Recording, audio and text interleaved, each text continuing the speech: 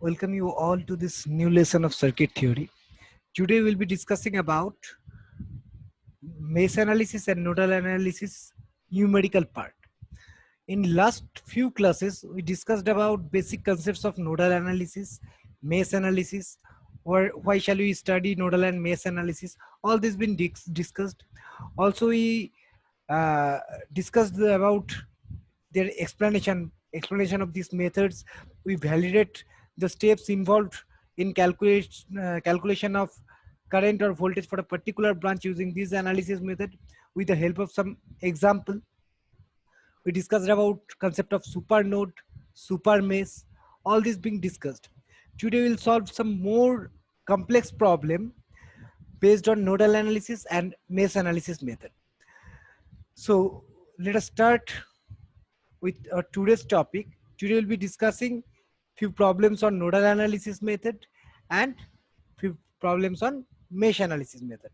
As we discussed earlier in last few classes that both these analysis methods are used to determine current through a particular branch or voltage across a particular branch. These analysis methods are involved in those circuits which are complex in nature, which could not be solved easily using Kirchhoff's law, or which could not be solved using current divider or voltage divider rule simply. So let us start with a problem. See here we have taken some resistor, inductor, capacitor in the circuit, and the source is of AC type in nature. See, 20 cos 40 implies it's a source which is AC type of nature, following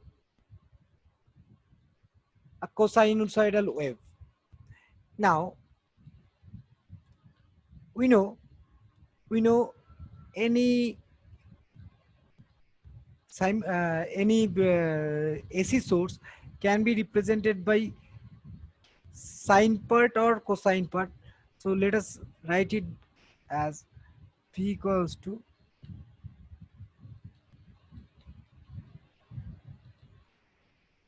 Vm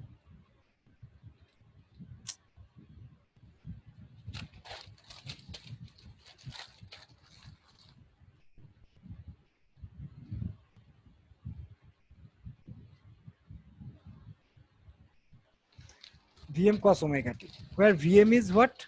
Vm is maximum voltage of the cosine wave or AC wave. Omega is angular frequency and t is time. So comparing this equation with the given value, what can we write? We can say amplitude of the AC source is 20, that is Vm is 20, and omega, that is frequency, is 4. So here, if it is involved, if this is involved with some angle phi, this angle phi could be the phase angle.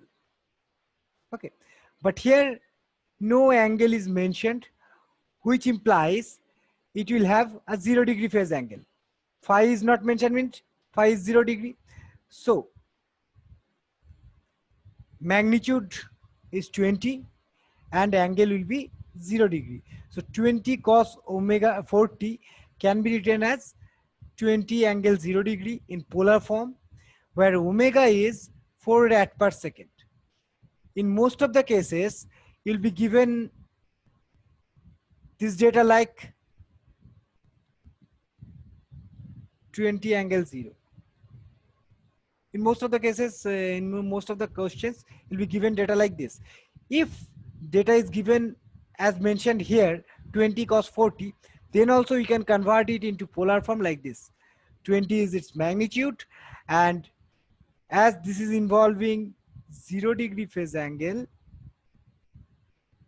so its angle will be 0 degree. Okay, and omega is 4 rad per second based on cos omega t. Comparing cos omega t with cos 40, we'll get omega is 4. Now 10 ohm is resistance. What should be resistance offered by this 1 Henry inductor, or what is impedance of this 1 Henry inductor? We know inductive reactance XL equals to J omega L. Here L is 1 Henry. So omega is 4 rad per second. So for 1 Henry inductance inductor will offer J omega L, that is J into 4 is omega and L is 1. So J4 is its inductive reactance offered by this one. Similarly, this 0.5 Henry will offer an inductive reactance of, based on this formula J omega L, J into 4 into 0.5, that is J2. 0.1 Farad capacitor, XC, we know XC equals to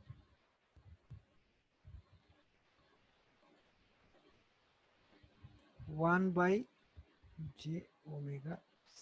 All these formulas we have studied in basic electrical engineering in first semester. So here C is zero point 0.1 Farad. So C is 0.1. 0.1 multiplied by 4 will be 0.4. So 1 by 0.4 will be 2.5. 1 by J is minus J. So by substituting them values, we'll get minus J 2.5. So this 0.1 microfarad capacitor will offer minus J 2.5 impedance. So first what we did, we converted all these Henry, Farad, that is the inductance values, capacitance values in terms of impedance or resistance offered by this inductor or capacitors, which is required in solving the numerical. So in again I'm telling you, in most of the cases, for most of the numericals, you'll straight away you'll be given these values. In case you are provided with this data, what you need to do, you need to calculate inductive reactances, capacitive reactances following this conversion.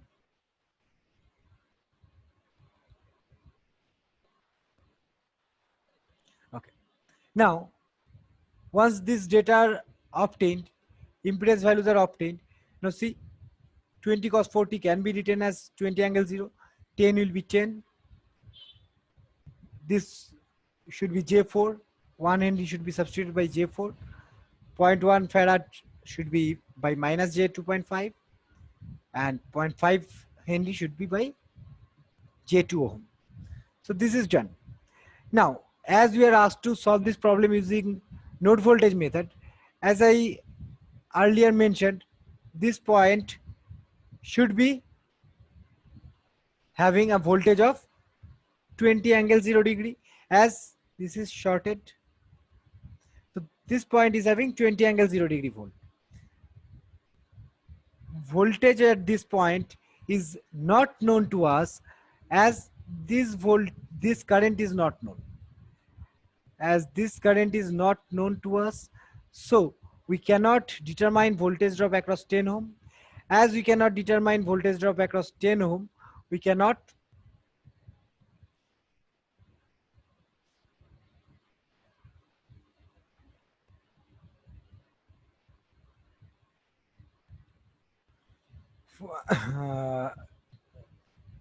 find voltage across V1 until voltage across this 10 ohm is calculated. So this V1 voltage is not known to us. This V2 voltage similarly is not known to us. So what we need to do, we have to assume V1 and V2 voltage at these two nodes as per nodal analysis. Now, next step is what? Next step will be applying KCL at node 1 and node 2. So if we apply KCL at node 1, it will be like this.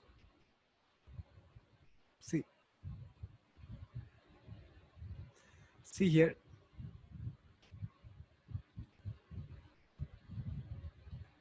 this current, say this current is I. If we apply KCL at node 1, I equals to what? Ix plus, suppose this is I1. Say this is I1. So I equals to Ix plus I1. What is I? I is flowing in between this point and node 1. So I should be, as per Ohm's law, 20 angle 0, that is voltage at this point, minus V1 divided by 10. Similarly, Ix will be what? V1. Ix is flowing from V1 to 0 volt. So Ix will be V1 minus 0 by minus J 2.5. Similarly, I1 will be V1 minus V2 by J4. So based on this fact,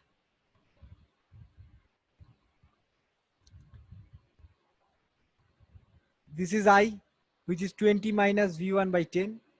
This is Ix, V1 by minus J 2.5.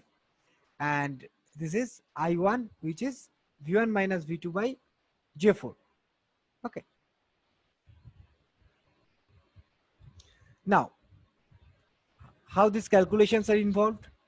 See, 20 by 10 will be simply 2.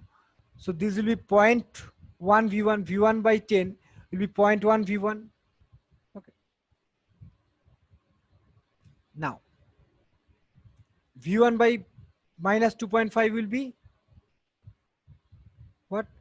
1 by 2.5 will be 0.4. V1 by 4. 1 by 4 will be 0.25. So what we did here, we have taken all this V1 in left hand side and we have got this equation. V1 and V2 are taken in the left hand side of equation. We have got this equation. Similarly,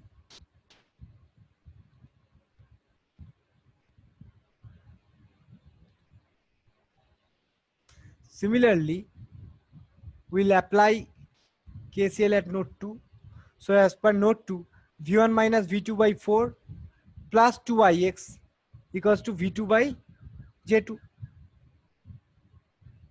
This current plus this current should be equals to this current at node 2. So V1 minus V2 by J4. See here, V1 minus V2 by J4 plus 2Ix equals to V2 minus 0 by J2. V2 minus 0 by J2. Clear? Now substituting Ix by this, why Ix is equals to this? See here, Ix equals to V1 by J2.5. So Ix equals to V1 by minus J2.5. So substituting the value of Ix, what shall we get? We'll get this equation. By solving this, we'll get this one. Okay. So this is how we can get two equations applying KCL at two nodes. Now for these two equations, we have V1 and V2, these two unknowns. Okay. How these equations are calculated? Based on polar and rectangular form. Okay.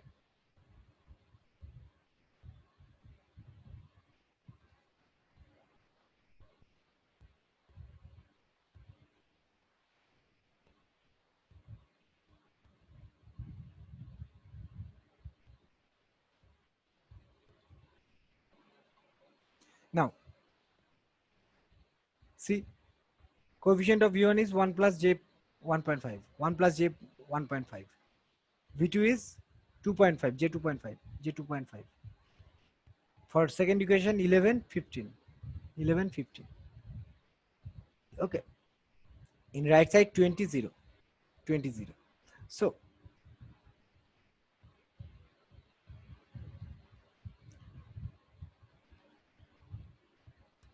from this equation, from this equation, we can get del, that is determinant, del equals to this. Now by calculating this del, we'll get this one. Similarly, del 1 can be found by replacing first column with this one. So 20, 0, J 2.5, 15, J 2.5, 15, which is equals to 300. Similarly, del 2 can be found by replacing second column. Okay, so this is minus 220. Now V1 equals to what? Del 1 by del.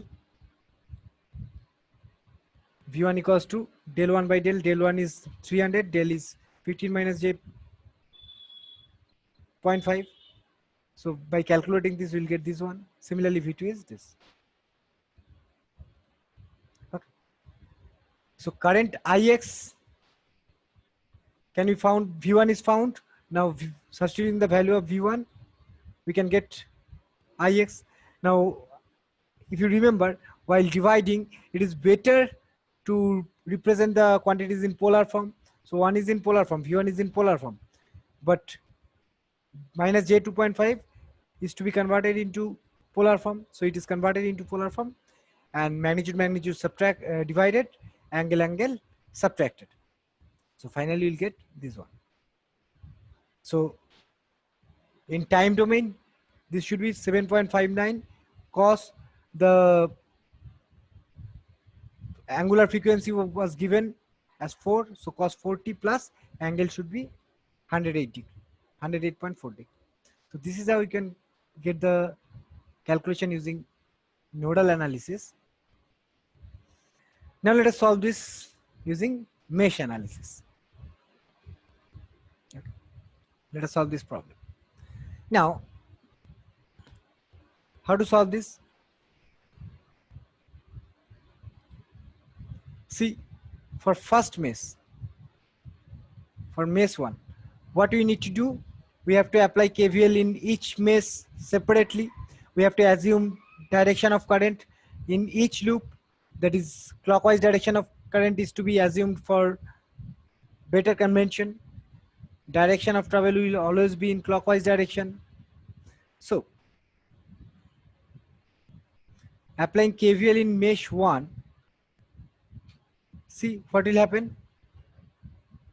This is 8, this is J10, and this is minus J2. The equation can be written as, see, this is direction of travel. So direction of travel and direction of current are in same direction, so minus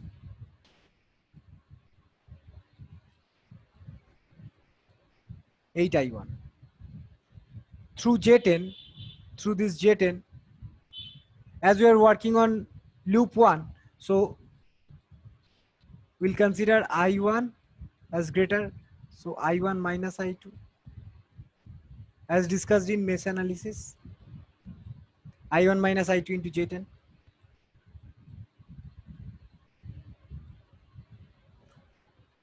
Minus, similarly, I1 minus, sorry, this should be I3.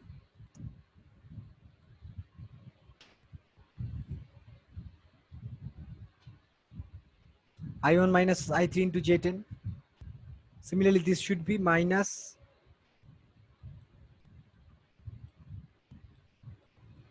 I1 minus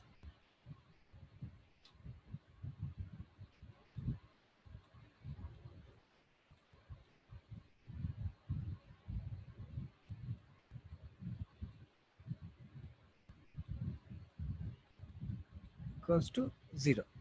Okay. Now see here, minus 8 I1 minus J10 I1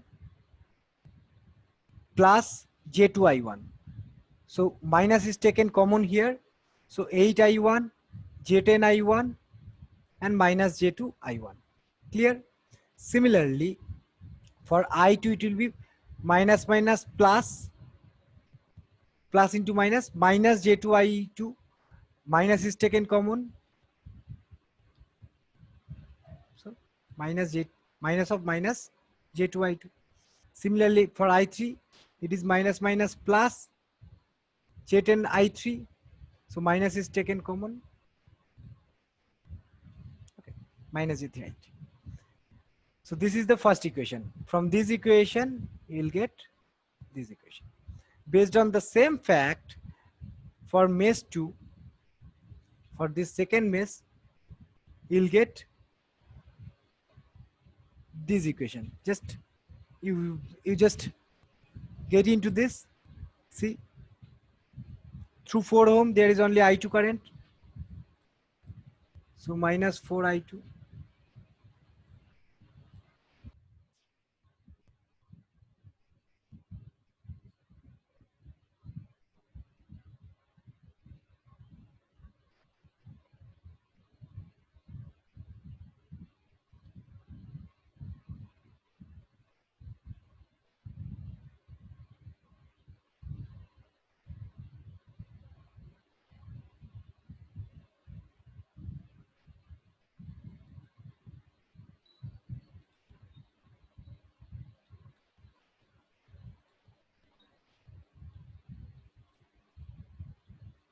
Minus 4 I2 minus 20 angle 90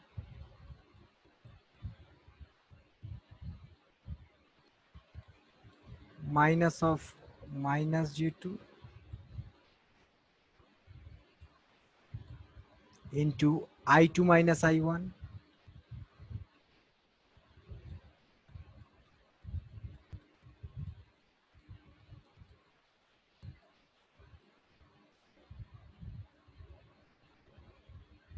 minus of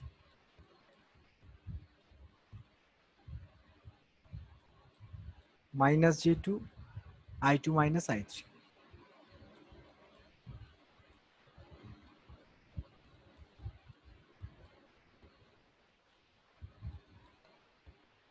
Equals to 0.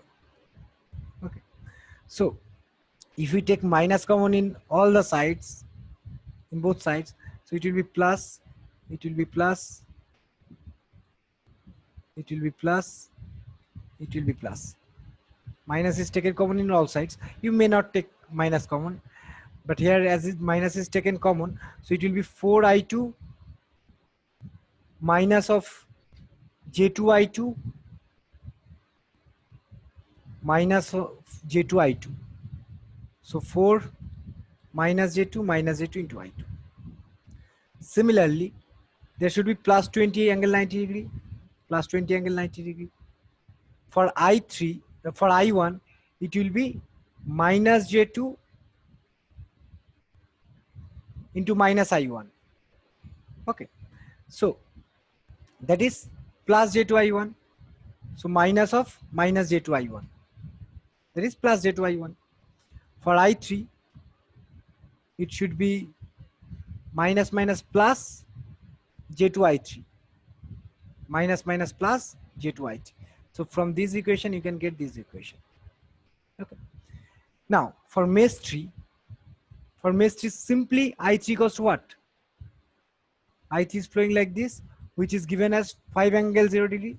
So I3 equals to 5. Okay. Now, as I3 equals to 5, so what can we write? We can substitute the value of I3 in these two equations. Okay. So let us substitute I3 in these two equations. This should be 8 plus J8 I1, 8 plus J8 I1, minus minus plus J2 I2, plus J2 I2, equals to this term can be taken in right side, equals to J10 into I3. I3 is 5, so J50. Similarly, from this, substituting the value of I3, you'll get this one. So what can you see here? Here we have I1 and I2, two unknowns, and we have two equations. Now these two equations with two unknowns can be solved with Cramer's rule.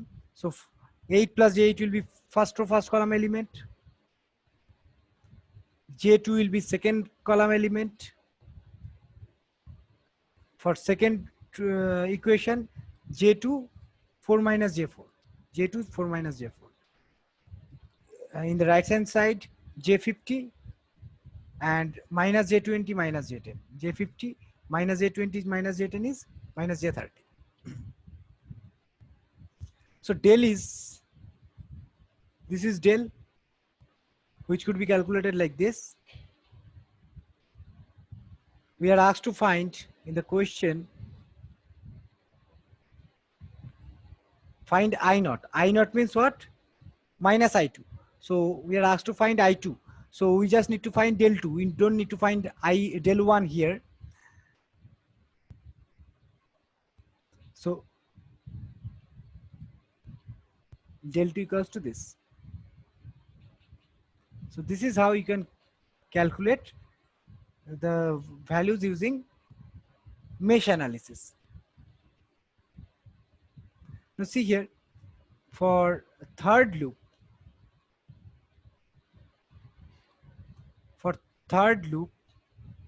here this is forming a super mesh.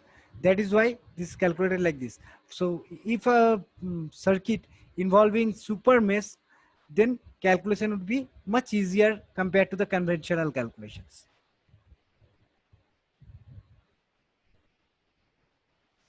Okay, again let us discuss this problem using nodal analysis. And as you can see here, there is a voltage, simple voltage connected in between two nodes. So this is forming a super mesh.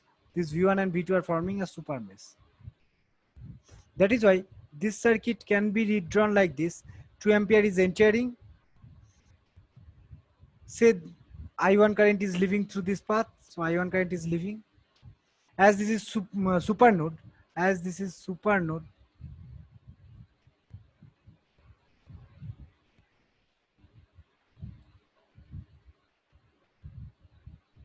why this is super node? Because this 2 volt is connected in between these two nodes. So we cannot calculate current through this 2 volt straight away.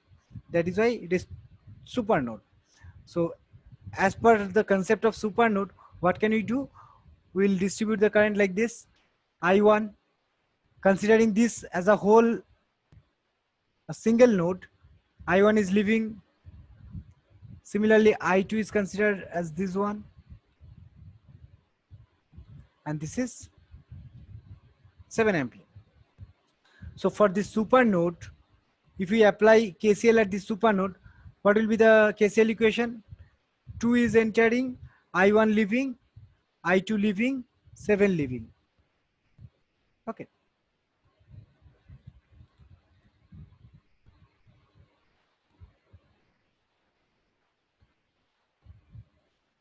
So 2 is entering, I1 leaving, I2 leaving, 7 leaving. So 2 equals to I1 plus I2 plus 7. Okay.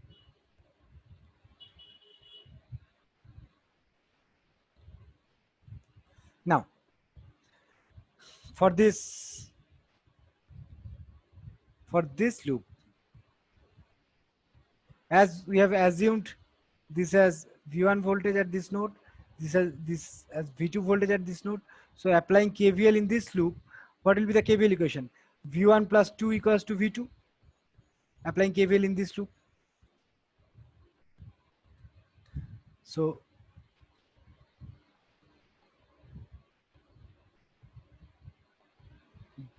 V2 equals to this, or minus V1 minus 2 plus V2 equals to 0. Okay. So this equation is obtained from this loop. This equation is obtained from applying KCL at super node. Now, as per nodal analysis, I1, I2 all has to be mentioned in terms of node voltages. So I1 is what? V1 minus 0 by 2. I1 is V1 minus 0 by 2. I2 is V2 minus 0 by 4. V2 minus 0 by 4. So substituting these values, we will get this equation. And this another equation is obtained. This another equation is obtained applying KVL in this loop. So there are two unknowns, V1 and V2, two equations. Now we can get solution for V1 and V2. So this is how you can get the solution using mesh and nodal analysis. Any circuit can be solved using nodal and mesh analysis, whether there is involvement of supernode or super mesh, that also can be calculated using this analysis method. So that is how nodal analysis method and mesh analysis method are being considered as a powerful tool to determine voltage across a particular branch or current through a particular branch of an electric network, whether it is simple or complex, whatever it is. So in next class, we'll be studying a new module, that is network theorem. In network theorem, we'll be discussing about different network theorems which are used to calculate current through a particular branch or voltage across a particular branch. So network theorems, Kirchhoff's law, nodal analysis, mesh analysis method all serve the same purpose. But depending on the type of circuit, sometimes it is easier to apply network theorems to particular circuit to get solution. Sometimes it is easier to get solution for a particular circuit using network analysis methods, so on so on. So we'll be studying in first two modules about different calculation methods of node voltage, uh, mesh currents, or current through a particular branch, voltage across a particular branch. So these analysis methods will be discussed in first two modules. Later, we'll be using this concept to solve critical networks. So as of now, I am ending up here today. We'll meet in next class. Thank you.